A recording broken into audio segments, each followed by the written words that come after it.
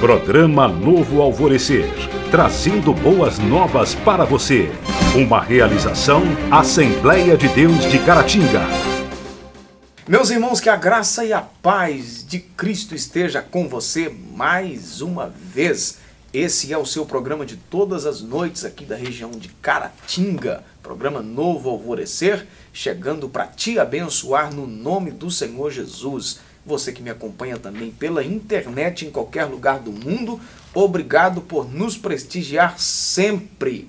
Esse programa é uma realização da Igreja Assembleia de Deus, Templo Central, Rua Princesa Isabel, 52, no centro da cidade de Caratinga, Minas Gerais. Hoje o nosso programa é com o conteúdo da lição de Escola Bíblica Dominical. Nós vamos ao intervalo rapidinho e eu volto já já com você.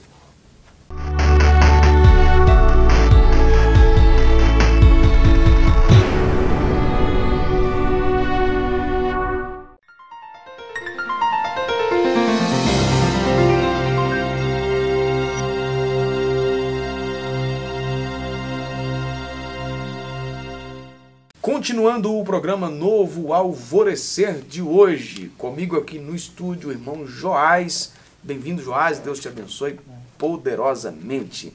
A lição que nós estaremos estudando hoje é a lição de número 3, ministrada nesse próximo domingo, dia 15 de julho de 2018. Os ministros do culto levítico é o tema da lição. O texto áureo é Números capítulo 3 e versículo 45. Toma os levitas em lugar de todo primogênito entre os filhos de Israel e os animais dos levitas em lugar dos seus animais. Porquanto os levitas serão meus, eu sou o Senhor. Verdade prática diz que o chamamento divino exige de cada um de nós amor, excelência e dedicação integral ao Senhor da Seara. O texto da leitura bíblica em classe, que é o texto que nós estaremos trabalhando, é Levítico capítulo 8, do versículo 1 até o versículo 13. Ok?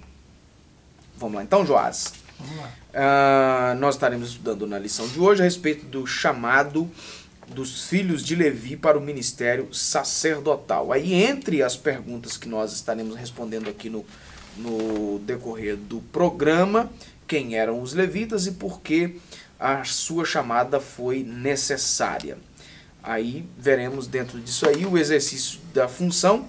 Aí o autor diz aqui na introdução que nesse sentido atuamos como nação santa, profética e sacerdotal, proclamando o evangelho e intercedendo tanto pelos crentes quanto pelos que ainda não creem. Aí dando a perspectiva aqui do chamado dos levitas no Antigo Testamento e agora atualizando aí para o nosso tempo, que temos também um chamado para pregar. O chamado tanto de um quanto de outro é serviço. Uhum. Né? Os levitas foram chamados para servir no templo, né? ou no tabernáculo, ou no templo, né? Foram chamados para servir. E nós, enquanto igreja, fomos chamados para servir também na expansão do reino. Uhum. Né? Então, muita semelhança no... Como é que fica aquela ideia aí dos cantores levitas? E normalmente a gente ouve dizer isso aí. Que alguém canta, ele é levita. E aí? Eu não sei de onde saiu essa ideia, né? Mas levita é quem presta algum tipo de serviço, né? Na casa de Deus. Né? Especificamente, tá mais para um trabalho braçal, né? O diácono nesse sentido é levita. Né? Uhum. Quem está ministrando a palavra é levita, quem está ensinando é levita. Né? E não há nenhuma informação de que os levitas cantavam. Pois é. Os cantores do templo escolhidos para os turnos eram levitas, né? Mas é porque eles trabalhavam no templo. No sentido de dizer assim que era um trabalho específico, né? Não, esse aqui a função dele é só cantar, não existe isso. Não, né? não. Parece que não. Certo. Então vamos lá. O nascimento de Levi, então, nós vamos voltar um pouquinho lá no Gênesis, né? Que aí tem a fala da mãe, né? De Lia. Gênesis 29, 34. Agora esta vez se ajuntará o meu marido comigo por 3 filhos que tenho lhe dado. Por isso a esposa desprezada, palavras aqui do autor, de Jacó, foi impulsionada a dar o nome de Levi ao seu 3º filho. É ligado, né? Ela achou que agora, sendo terceira vez que ela dava um filho, homem, né? Agora sim ela seria ligada ao marido, né? Porque ele não tinha o mesmo amor por Lia que ele tinha por Raquel, né? E ela, por isso ela deu o nome de Levi, que é ligar, né? Tem até uma piada assim, que fala que Jacó era analfabeto, né? Que ele amava Raquel e não Lia. Não lia, né? É. Pois é. Então, nesse sentido de ligar, né? Levi é ligar. Aí os nomes que se davam nessa época aí, né, nesse período bíblico, tinha muito a ver com o estado da época, com o que estava acontecendo, acontecendo né? no momento, né? Certo.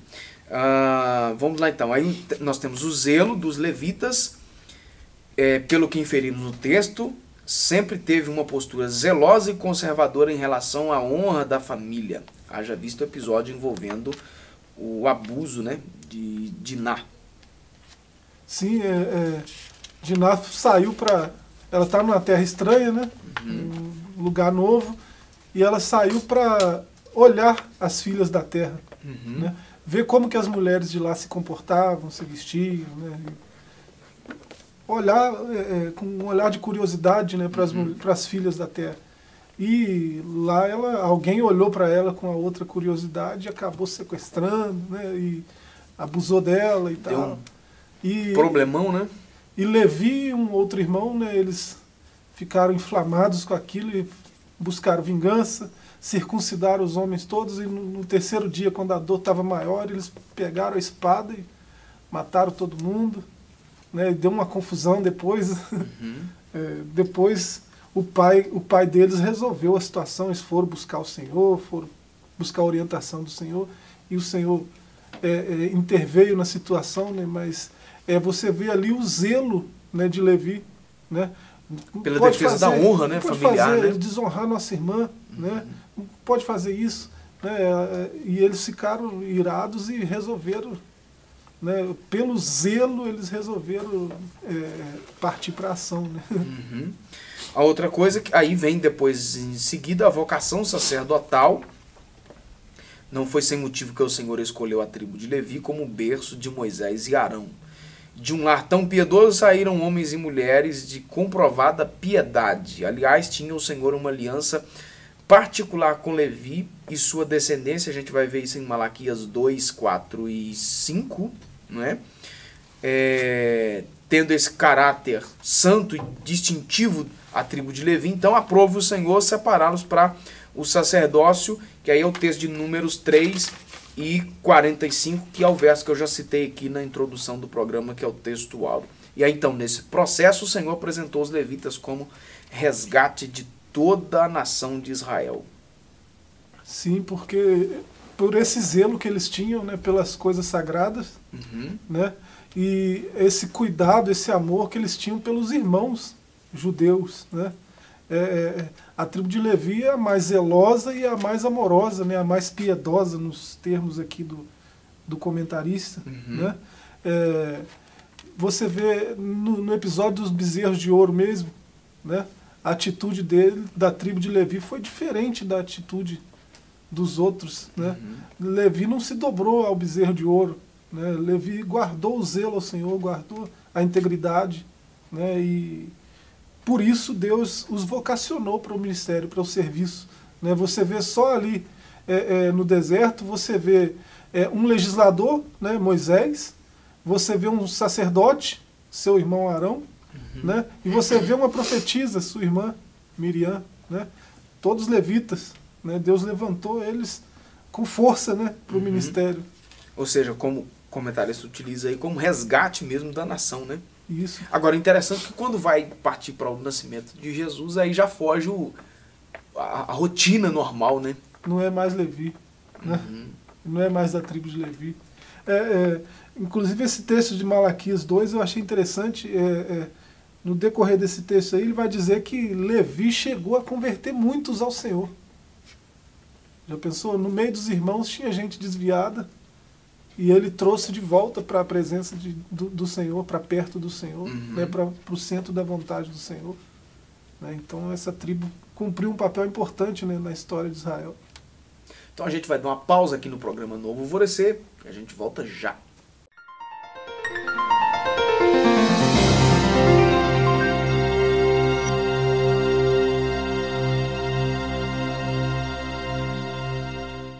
Continuando o programa Novo Alvorecer de hoje, agora para o segundo tópico da nossa lição, sumo sacerdote.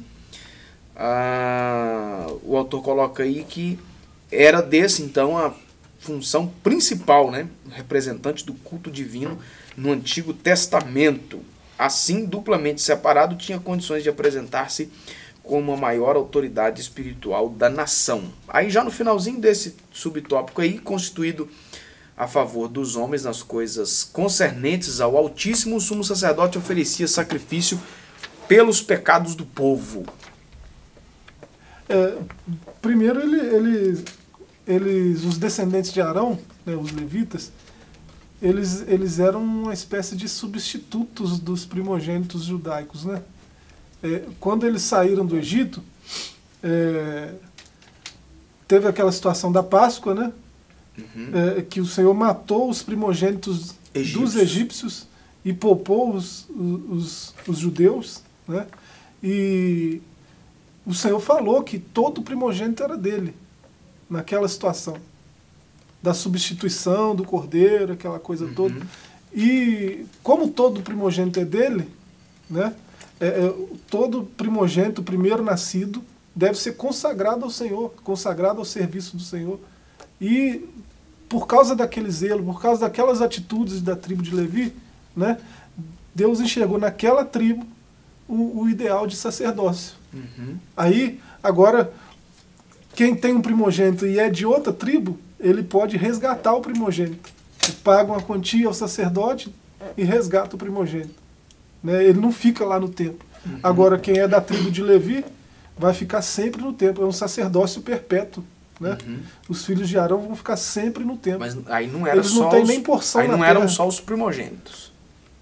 Sim, os filhos de Levi todos ficavam substituindo aqueles primogênitos que deveriam ficar. Né? Eles dizendo assim, que da tribo de Levi não eram só os primogênitos. Todos os filhos de Levi ficavam no templo para servir ao Senhor. Né?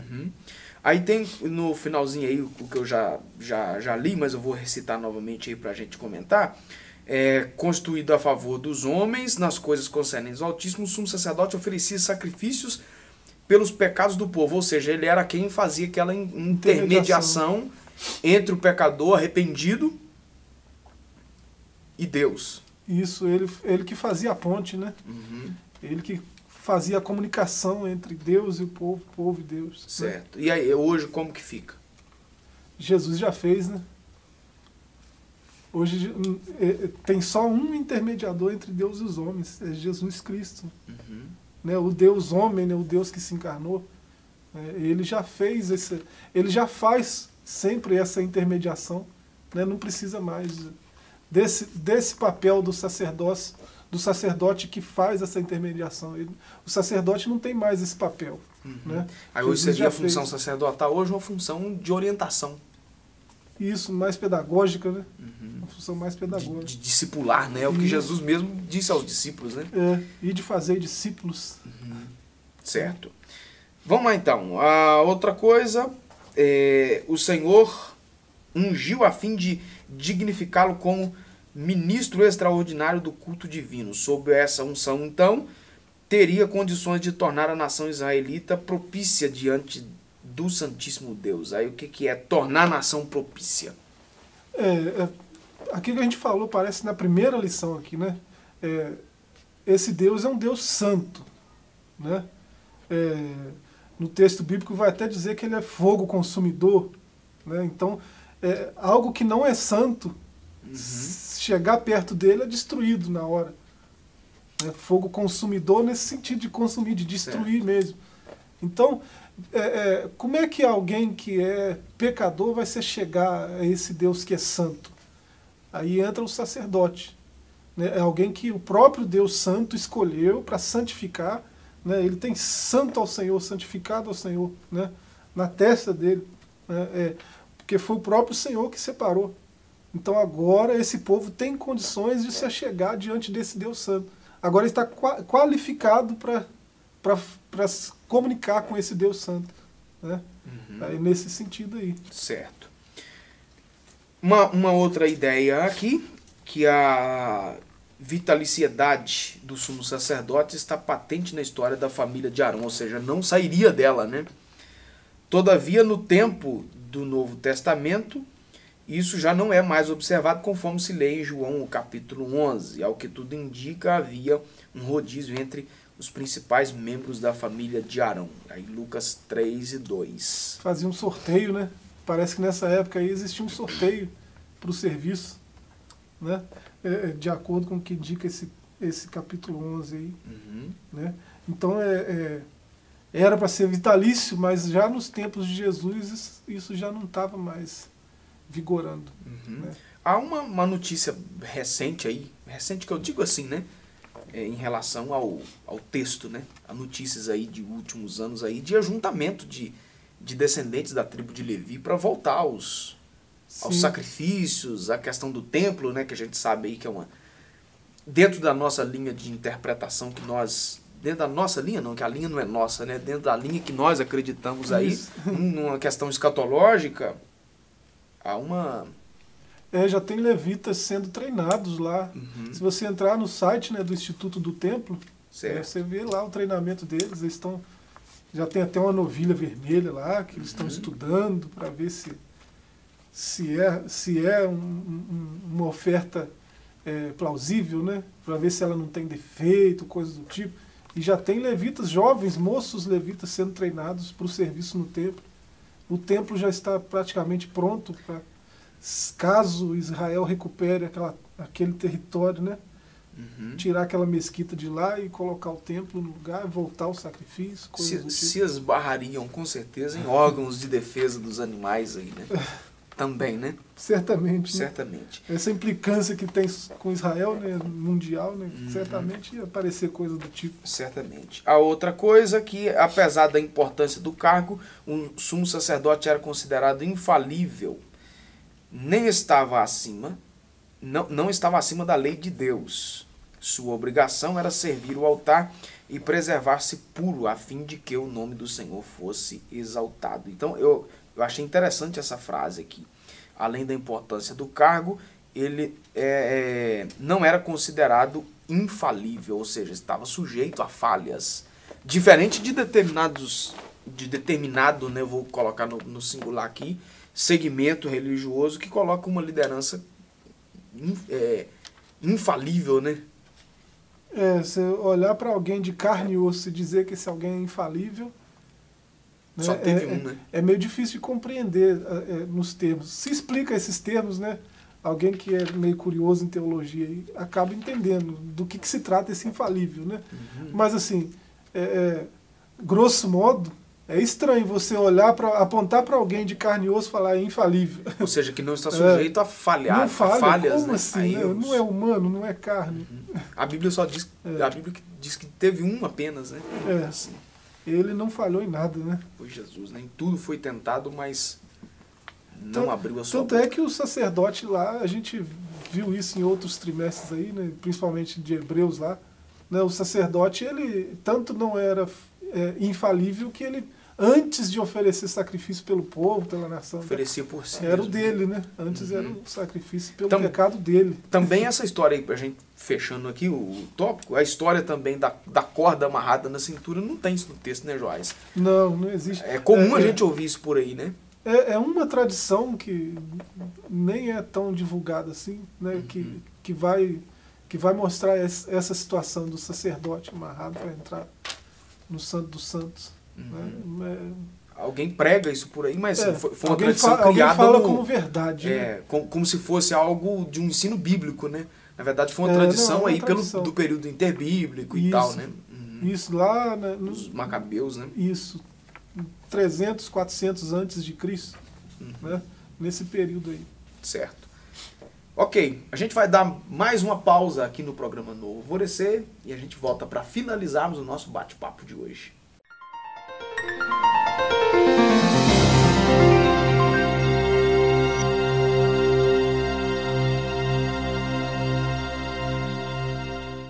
Continuando o programa Novo Alvorecer, agora para o terceiro tópico da nossa lição.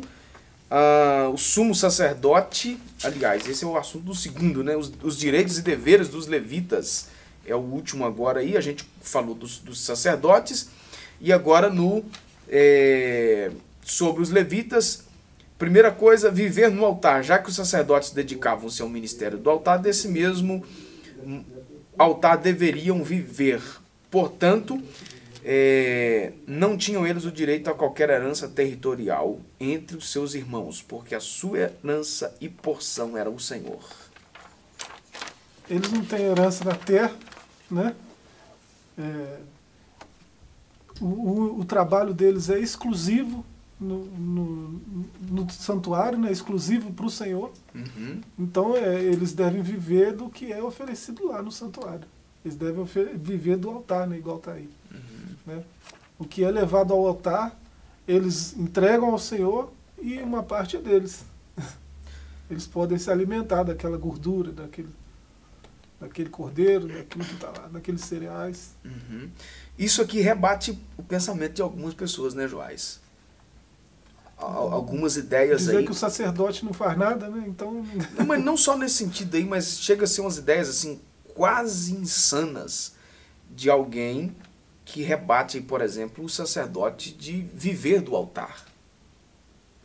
É estranho, né, esse tipo de rebate, né? Em outras palavras, Jesus falou no Novo Testamento que digno O obreiro, é o obreiro. Né? Quem trabalha merece recompensa, né? Qualquer um que trabalha, o apóstolo vai falar do boi, né? Paulo vai falar, é Paulo que fala, né? Para você, ele cita uma lei, né? Uhum. Dizendo que não se pode atar o boi enquanto ele está trabalhando, né? Ele está trabalhando, arando a terra, então o que está lá na terra é dele, ele tem direito de se alimentar daquilo. Uhum. Né? Certo. Diferente também, né, Joás? Aí são extremos, né?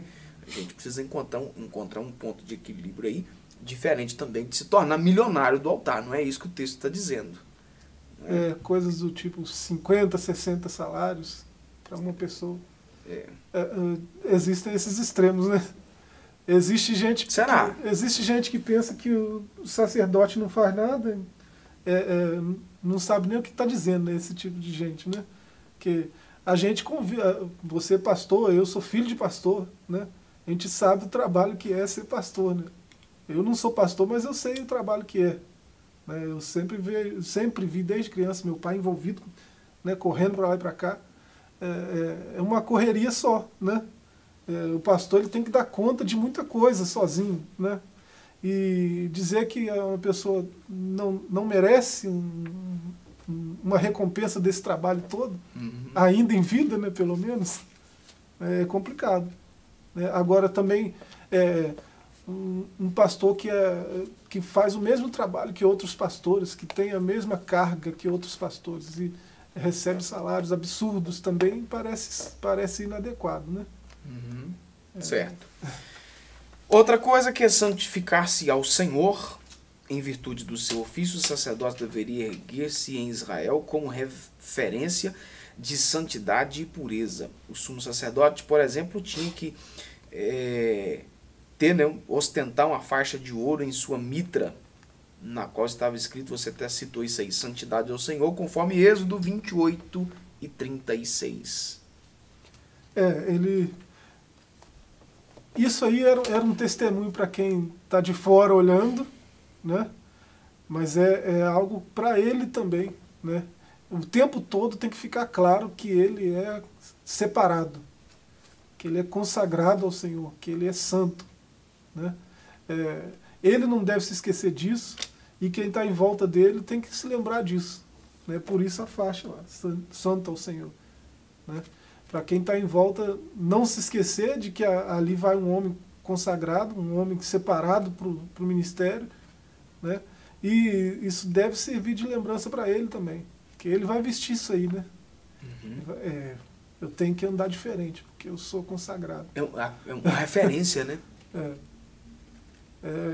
Ele tá carregando o ofício, né, do Senhor, ele está carregando o nome do Senhor no ofício dele, então ele tem que ser diferente. Ou seja, um representante de Deus, né? Então as pessoas ao olharem têm que ver uma diferença. E por fim, tornar-se uma referência espiritual e moral, né? O sacerdote tinha a obrigação de ser uma referência moral, espiritual e ética para os filhos de Israel. Aí a recomendação do autor: andemos, pois, em santidade e pureza diante do Senhor, pois ele continua a exigir santidade ao seu povo. Primeira carta de Pedro, capítulo 1 e versículo 15. Você vê que Deus não tolerou, né? Durante a história toda, Deus não tolerou condutas diferentes dessa. Ética, moral, né? Conduta santa, né? Diferenciado, né? O sacerdote que lhe falta ética, lhe falta moral, né? O próprio Senhor vai cuidar dele, né? E você vê na história bíblica isso acontecendo, né? O Senhor não tolerava. Até no sacrifício, alguém vai oferecer um sacrifício, mas é fogo estranho. Que é isso? O que o texto quer dizer com fogo estranho? Né? É alguém que devia estar de um jeito, devia ter uma postura e teve uma postura diferente daquela que devia ter. Deus não tolerou, né? Deus puniu esse tipo de conduta. Certo. Ok, mais alguma coisa a acrescentar aí? E dizer para nós que temos que ter essa postura, né, Joás? Continua valendo, né? O Deus é o mesmo, né? Não mudou, né? Existe aquela coisa, agora é o tempo da graça, né? Então tá valendo tudo. Eu posso andar de qualquer jeito, eu posso ter qualquer tipo de postura, eu posso me portar de qualquer maneira, falar de qualquer maneira, agir de qualquer maneira, né? A gente esquece que nosso Deus é um Deus santo, né? E ele ainda exige de nós santidade, né? Então se a gente tiver a oportunidade de mudar certas posturas, a gente deve fazê-lo, né? E buscar isso, né? Buscar essa santidade aí. Viver condizente com alguém que realmente foi alcançado pela graça, né?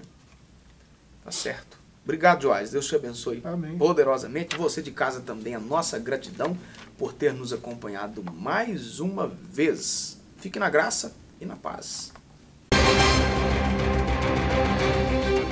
Programa Novo Alvorecer, trazendo boas novas para você. Uma realização Assembleia de Deus de Caratinga.